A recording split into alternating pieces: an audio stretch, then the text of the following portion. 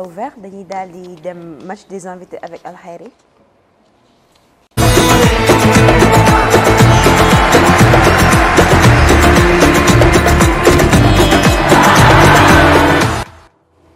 Alors direction match des invités avec Al Khayri nuyu naa la. nuyu naa la Aïcha waaw nga dégg tey on va parler de nos joueurs individuellement lañ leen di jëlee di débattre nag les cadres ou bien les joueurs qui ont respecté leur statut dans cette équipe, les joueurs qui se sont révélés également dans cette coupe d'Afrique, mais également les flops entre guillemets ñi nga xamante ne ils ne sont pas encore, on dirait pas ils ne sont pas à la hauteur, mais ils ne sont pas encore li ñu leen di xaar ba léegi gisaguñu ko. C'est ce que loolu la ñuy waxtaan laataa loolu ñu lancé on va regarder le reportage réalisé bu ñu def ci Sadio Mané avec la complicité de la régie avec Charles ñu dem xool yi ñëwaat après pour commencer débat.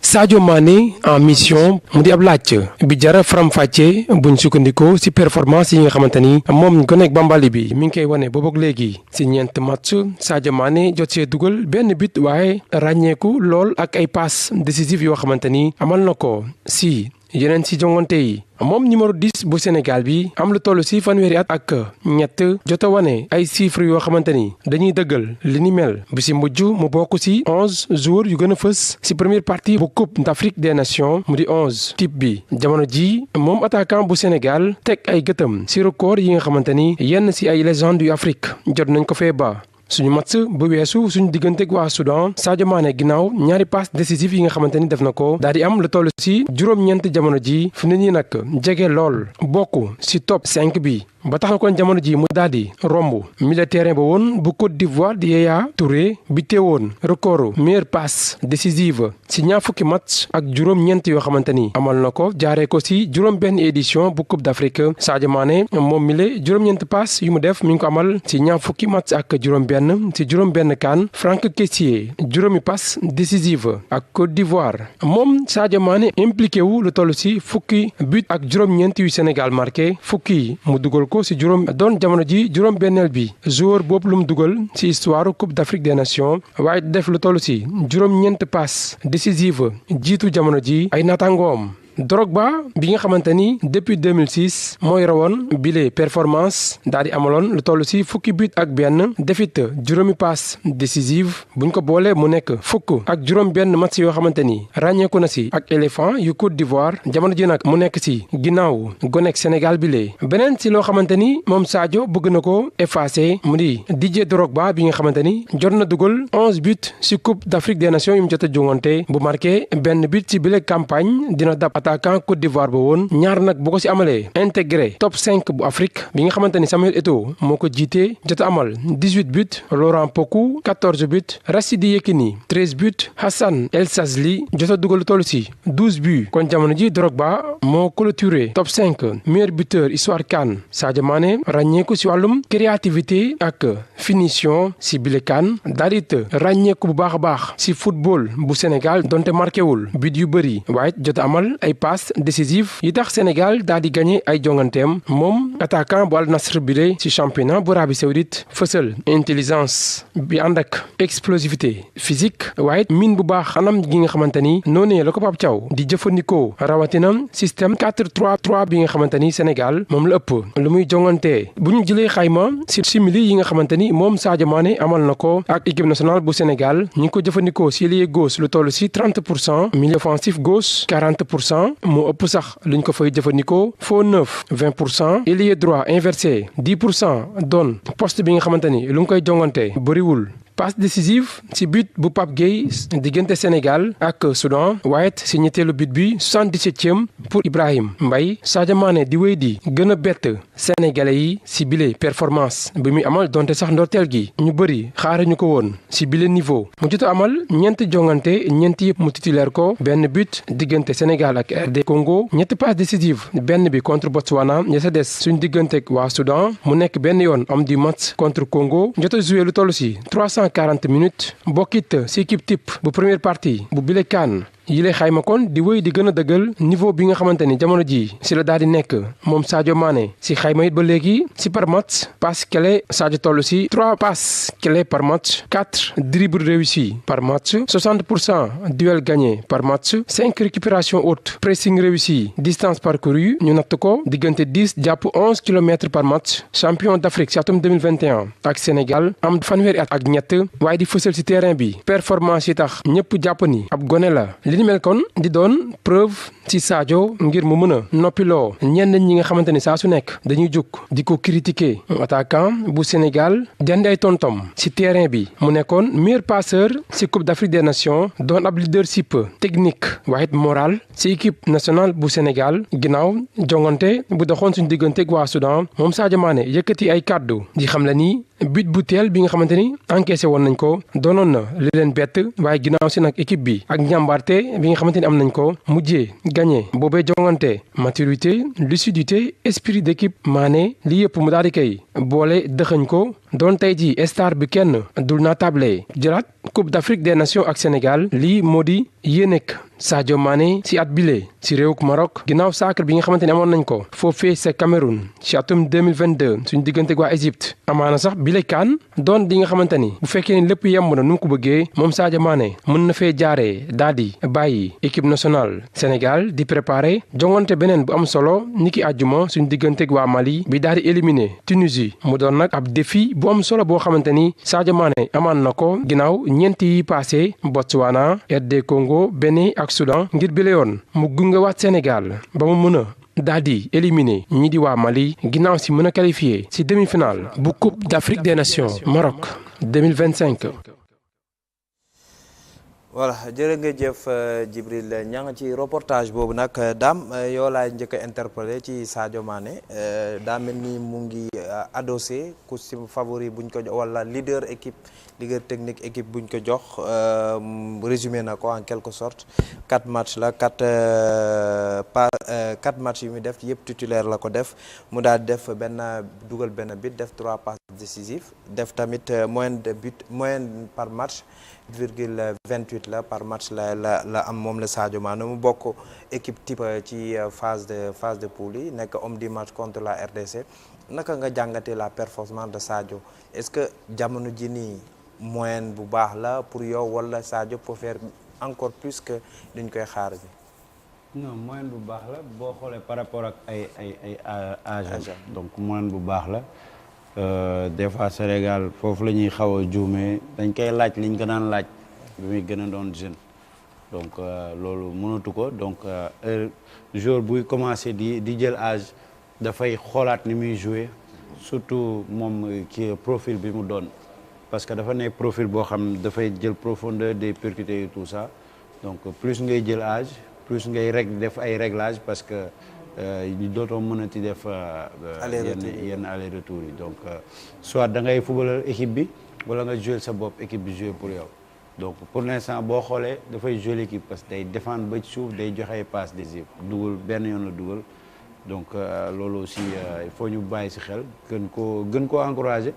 parce que assumer na ko leadership bi assumer na ko boo demee bay def lool rek c'est parce que assumé nga ko donc ñu ñaanal ko rek mu bañ am benn gaañu. d'accord Abdoulaye est-ce que jamono ji toll jotul sax équipe di jouer pour Sadio comme ni ñu koy defee Messi day taxaw posture yooyu lañ ko mën a jox jamono ji nii au lieu ñu koy gën di fatiguer muy gën di wàcc équipe jouer pour Sadio parce que xam nañ ne s'il fait moins d'efforts pour des allers-retours s'il est devant les buts mën naa gën a clinique. te gën a dugal bi wala mën naa mettre en évidence les autres coéquipiers les attaquants de pointe. non je pense que personnalité Sadio méngul ak loolu quoi Sadio dans son ni muy réagir ak il se donne tellement que mënul xaar ñu jouer pour moom dañ doon xaar ci moom ay buts léegi moom nit ñi ñooy xaar ci moom ay passes pour dugal but.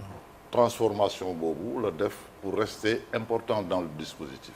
en fait li ñu doon xaar ci moom ci xadaar ak ci wàllu course loolu la wàññee mais mottali ko avec son intelligence sa vision du jeu donc boo ko xoolee ba léegi ak nu mu mënta changer il reste au service du collectif ce qu'il a toujours fait donc je pense donc que c'est quelqu'un voilà, il reste comme un pilier de l'équipe dans tous les sens du terme. Je pense que loolu moo gën a important parce que dañuy faral di wax ni joueur buy jël âge généralement dans une équipe de football il devient un syndicaliste, il ne devient pas un footballeur. Dañu def di kaasal booy foofu di daaj ay primes et cetera. Généralement quand ils prennent de l'âge ils deviennent les syndicats de l'équipe. Mais moom c'est pas son cas. Il a pris son âge transformé ko def ko une autre dimension boo xam ne fa lay football actuel. Aujourd'hui boo xoolee passe yi muy def parce que avec son âge mais il a plus joué que ñoo xamante ne moo leen mag. Près de 360 minutes le football ci match. Donc pratiquement presque je crois que benn yoon la génn donc il a joué tous les matchs avec un rythme très élevé et il est au centre de tout ce que l'équipe est en train de faire. Donc c'est extrêmement important que mu des je pense pas que moom mu nekk tempérament boo xamante ne il attend qu'on joue plus. Je ne pense pas comme ni ko Dame waxee léegi Sadio course la woon il percute il accélère vraiment c'est aujourd'hui il fait accélérer les autres. Tu vois tey passam bi Ibrahima Mbaye par exemple mais il daf ko placer sur orbite il a déboulé dem téye bal bi et puis finalement il a marqué. Donc je crois que mutation bu lay def dans son style mais dañuy gërëm aussi il faut le faire en tout cas encadrement équipe nationale par exemple hier vraiment c'était le jour des familles les enfants ñi fa seen soxna yi nekk ils ont passé la journée ñi nga xam ne ils ont envie de voir leurs enfants 2 semaines gisuñu leen te ñu nekk Maroc ils les ont vus donc la chance c'est que bon Sénégal sorewul Europe sorewul donc facilement gars yi dem donc ça a été une journée la grande récréation quoi pour tout le monde donc ñu leen di gërëm ci initiative boobu. D'accord Tra autant pour moi Tra joueur buy mag qu'est-ce qu'il y a également dañuy gis ni ñu ne coup de rein yi ñu doon def du ko mënati est-ce que ça veut dire que il y a un peu le cerveau l'automatisme entre le cerveau et les mouvements du corps day am déconnexion bu ndaw mais le contraire peut-être je peux dire de Sadio gis nañ ne benn contre benn coup de rein bu mu def pour mettre dans le vent pour but bi Habib Diallo bu mu dugal moom il est toujours à sa meilleure forme pas comme auparavant mais ba léegi des na ay ngalañ comme ni ñu koy waxee. waaw c'est que jour buy mag comme bépp liggéey la intelligence am dafay yokk. maintenant capacité physique yi ñooy wàññi. mais dans le cas de Sadio Mané pour être très honnête def naa loolu tous les acteurs sportifs vont être d'accord. Sadio Mané pour man c'est une exception dans le monde du football. li muy def à son âge du ma ne 10% mais je crois que moins de 10% des joueurs de son âge réel sax laay wax li muy def mën nañ ko def. C'est-à-dire qu'il a tellement pris bien soin de son corps avant moo ko permettre mu def li yëpp defe naa loolu ñëpp d'accord nañ ko même la dernière fois yaa ngi gis Rio Ferdinand bi mu ko seetee këram hygiène de vie bi mu wax ak yu mel noonu yëpp loolu moo ko permettre il était même étonné à son âge muy connaît di def loolu leen li mooy que dafa am ñaari type de jour buy màgg ak yaram bu yàqu ak des blessures ak jour boo xam ne macha allah màgg na mais yaram bi baax na Sadio Mané on touche du bois ñaan yàlla gën a barkeel lool yaramam baax na hygiène de vie loolu yëpp mooy mën a muy fournir li muy def léegi man bu ma koy seetaan damay kontaan même si je le critique mais damay seetaan mooy intelligence de jeu bi parce que boo xoolee chaque fois Sadio Mané première mi-temps souvent bu ñuy jouer dafay aju mais si vous remarquez chaque fois que Mbaye dugg rek il rentre dans le cœur du jeu dafay kii wàcc pour rapidement que la ñu koy génne espace te même bu ñuy jouer 4-2-3-1 bi booy xoolee ni muy duggee si milieu bi il joue avec tellement de liberté il sent le jeu te bi nga koy xamee mooy keroog deuxième but bi muy récupérer ballon bi ak troisième but bi également loolu li muy def yëpp à la limite ce sont des actions de milieu de terrain di récupérer bal bi dans l'axe des 30 mètres dem sur le côté rabattre ko au milieu de terrain franchement c'est du truc de au vol même si pour 5 dafa am loo doon wax mooy que depuis Aliou Cissé CAN 2003 le système de l'équipe nationale est fait pour Sadio Mané parce que 4-2-3 avec côté fort bi pour lan la pour yéegal bloc équipe bi pour équipe bi bañ a suufu muy def course yu mag yi boo xoolee kenn la équipe bi di wàcc sax su commencé dugg deuxième mi-temps ba Ibrahima Mbaye dugg parce que Ibrahima Mbaye a beaucoup d'espace donc l'équipe des fois est faite d'une certaine manière que c'est pour avantager Sadio Mané te boo xoolee les statistiques montrent que Sadio Mané est très efficace dans les 30 derniers mètres loolu moo tax équipe bi ils font tout pour jouer ak bloc bi pour jouer ko lool mais nag li muy efficace yëpp côté mooy doon suñu côté faible défensivement côté Krépin mooy doon suñu côté fort mais moom offensivement côté mooy doon suñu côté fort mais suñu côté faible défensivement. D'accord voilà kon nag pour aller vite parce que temps bi bëriwul on va aborder Dame avec Ibrahima Mbaye tamit am na ay statistiques 4 matchs saa su nekk deuxième période lay dugal benn bi nekk homme du match dugal contre le Soudan 77e minute plus jeune buteur de la CAN au 21e siècle à 17 ans 340 jours maanaam 10 mois et quelques note 7,6 contre le Soudan décisive à chaque entrée saa yu duggee à son âge à 17 ans on le rappelle également muy def yooyu noonu Ibrahima Mbaye performance am noo ko jàngate waaw mi ngi adapté wu nànk-nànk comme li ñu doon wax début CAN bi rek soo amee jeune joueur doo ko ñëw rek sànni ko noonu même bu ko nit ñi dee laajte di ko laajte da nga koy dugal progressivement minutes yi di yokk ba keroog mu adapté wu nga soo koy dugal partant mu bokk ci 11 yi et je pense que Ibrahima adapté wu na bu baax et puis wane na ko du dafa ñëw def tey mu baax suba mu kii ñëw na constant